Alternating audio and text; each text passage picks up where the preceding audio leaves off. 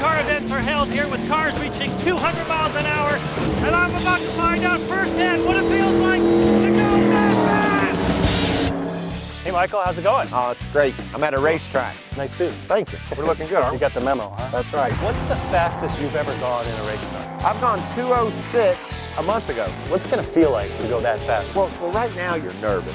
Once you get in the car and buckle in, put your helmet on, you're gonna have a lot of adrenaline. I mean, your heart's gonna be pounding. What do you have for breakfast? You're gonna see it again, I guess. So I'm pretty darn nervous. Yeah, you should be. It's gonna get worse.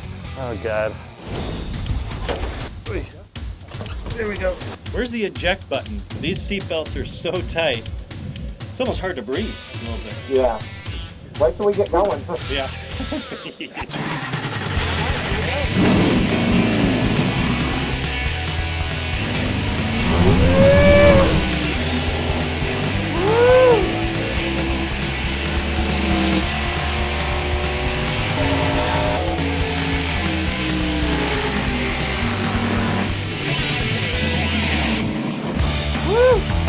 That was crazy. Great job. Yeah.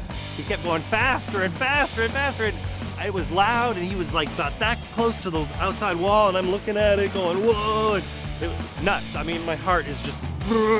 Don't try this at home. Man, Good stuff. that was so cool. This guy is an animal. He tried to scare me, but you know, I always thought, you know, maybe someday I'd try to be a race car driver. After doing that, the forces in that car and my muscles were so sore after just 5 laps, there's no way I could ever do what you do. And he was screaming like a girl. And you know what? I love it because you're like, Yeah. Michael tried to scare me. I have some footage right here that shows he succeeded. Michael did a good job. Let's bring up some little footage of your face. This is Jim on the track for the record. And All right. let's just roll Jim here. And I'll let you know that'll cause wrinkles. Yeah. If you keep doing, Okay. keep doing that. All right, better stop doing that. I want to relay what was going through Jim's brain to everyone out there who's ever felt fear, because you have to deal with fear. And how do you deal with fear? Well, mind and body are so very connected. We often talk about the mind-body connection in the show, but probably never more so than when you're talking about fear. Because when that mind senses fear and senses this fight or flight phenomena, what happens is your brain actually sends a signal all the way down to your adrenal glands. These sit on top of your kidney. These are the glands that release adrenaline. That's why, I'll guarantee you, your heart started beating a little faster, would you say? Oh, yeah.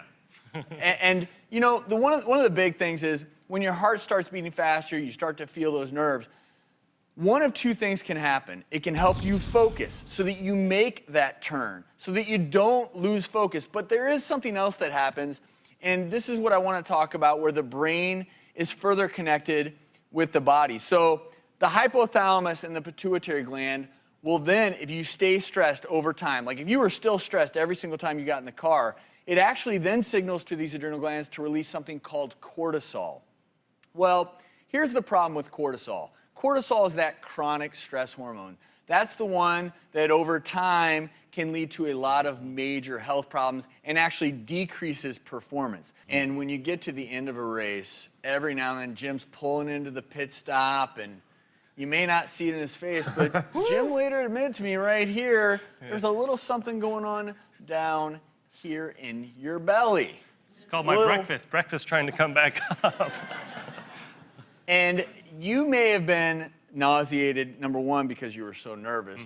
But the other reality, when you're racing cars that quickly, or you've been on a boat, sometimes what happens is actually your inner ear, which senses your body in motion and time, does not connect with what your eye is seeing.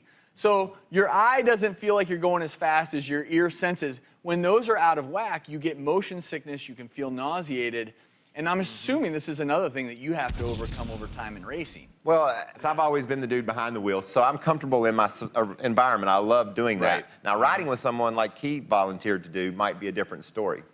So He not only screamed like a girl, he hit a lot. He's like, hey, stop. Slow down. So what you can do at home, if you ever are privileged to get in the race car with Michael, or you're on a boat or in a car, is focus your vision on a distant object. That will help decrease that motion sickness. Michael, thank you so much for coming today. I appreciate being on.